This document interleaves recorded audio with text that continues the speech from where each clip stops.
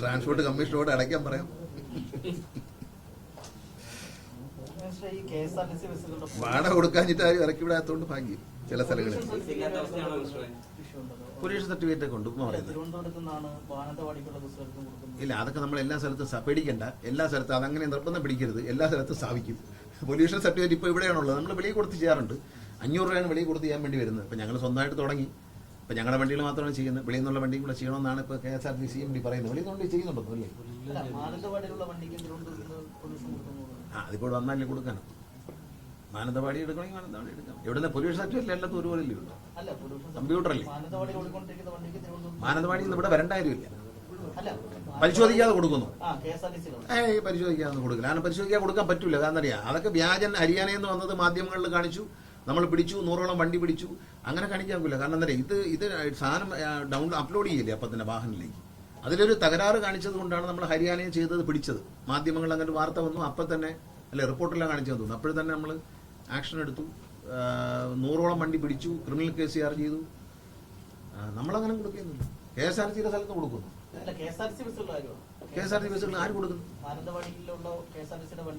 ഇതുപോലെ യൂണിയൻകാരെല്ലാം പറഞ്ഞായിരിക്കും. അങ്ങനെ പറയാനിടയില്ല. കാരണം അങ്ങനെ കൊടുക്കാൻ പറ്റില്ല. KSRTCയുടെ ഇതിനകത്ത് കൊടുക്കാൻ പറ്റും. അതൊന്നും പറ്റില്ല. വണ്ടി കൊണ്ടുവന്ന് ഫോട്ടോ വേണ്ടി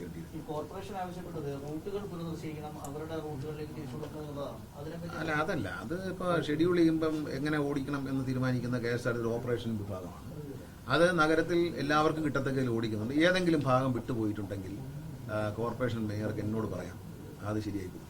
ഏതെങ്കിലും ഈ നഗരത്തിൻ്റെ ഏതെങ്കിലും ഭാഗത്ത് സാഹചര്യങ്ങൾക്ക് വണ്ടി കിട്ടാതെ ഏതെങ്കിലും വണ്ടി പോകാത്ത വഴിയുണ്ടെങ്കിൽ, വണ്ടി കിട്ടാത്ത സ്ഥലം വെറുതെ ഓടാൻ പറ്റില്ല. വണ്ടി കിട്ടാത്തതും ആളതാമസമുള്ള സ്ഥലം ഉണ്ടെങ്കിൽ തീർച്ചയായിട്ടും ശ്രദ്ധയിൽപ്പെടുത്തിയാൽ ആ പ്രശ്നം പരിഹരിക്കും. പിന്നെ വണ്ടി ഇതെന്തിനാണ്? ആളുകളെ കയറ്റാനാണ് വണ്ടി. പ്രോഫിറ്റ് വരട്ടെ. ഈ കിട്ടുന്നതിൻ്റെ പാതി എന്നല്ല. പണ്ടൊരു രാജാവിനെ കാണാൻ പോയവനോട് ചോദിച്ചില്ലേ, കിട്ടുന്ന ഈ പാതി വേണമെന്ന് പറഞ്ഞില്ലേ? അതുപോലെ ആവരുത്. രാജാവിൻ്റെ അടുത്ത് ചെന്നപ്പോൾ രാജാവ് ചോദിച്ചു, എന്താ വേണമെന്ന് ചോദിച്ചു. സമ്മാനം 4 അടി മതി എന്ന് പറഞ്ഞു. എന്തിനാന്ന് ചോദിച്ചാൽ പറഞ്ഞു 2 എണ്ണം അവന് കൊടുക്കണം എന്ന് പറഞ്ഞു. വാതിൽ നിന്നാണ് എന്ന് പറഞ്ഞാൽ കിട്ടുന്നതിൽ പാതിയല്ല. പ്രോഫിറ്റ് ആകുമ്പോൾ അതിനെപ്പറ്റി നമുക്ക് ആലോചിക്കാം. അതിനകത്ത് പ്രോഫിറ്റിൻ്റെ ഷെയർ തരണം എന്നൊക്കെ എഴുതി വെച്ചില്ല. അത് എല്ലാത്തിലും എല്ലാ അഗ്രിമെന്റ് പ്രോഫിറ്റ് വരട്ടെ, നീ ഗുണിച്ചൊക്കെ നോക്കട്ടെ. ഇല്ല, ഒന്നും തന്നിട്ടില്ല.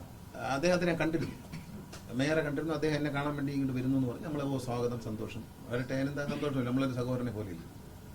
വരട്ടെ, അതിനെന്താ. ആർക്കും കാണാമെന്നെ. ഞാനോട് പറഞ്ഞ ഏത് ന്യായമായ കാര്യവും ഞാൻ സഹായിച്ചു കൊടുക്കും.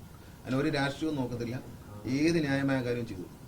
ആർക്കും ഇവിടെ വന്ന ഏതെങ്കിലും ഒരു രാഷ്ട്രീയ പ്രവർത്തകരോ MLA മാരോ പറയട്ടെ, ഞാൻ രാഷ്ട്രീയം നോക്കിയിട്ട് ചെയ്തു എന്ന് പറയട്ടെ. പറയില്ല. എഗ്രിമെന്റ് വ്യവസ്ഥകൾക്ക് പാലിക്കും. അതൊക്കെ കുഴപ്പമില്ല. ഇപ്പൊ പൈസ വാരി കൊടുത്തിട്ട് എന്ത് എവിടെ?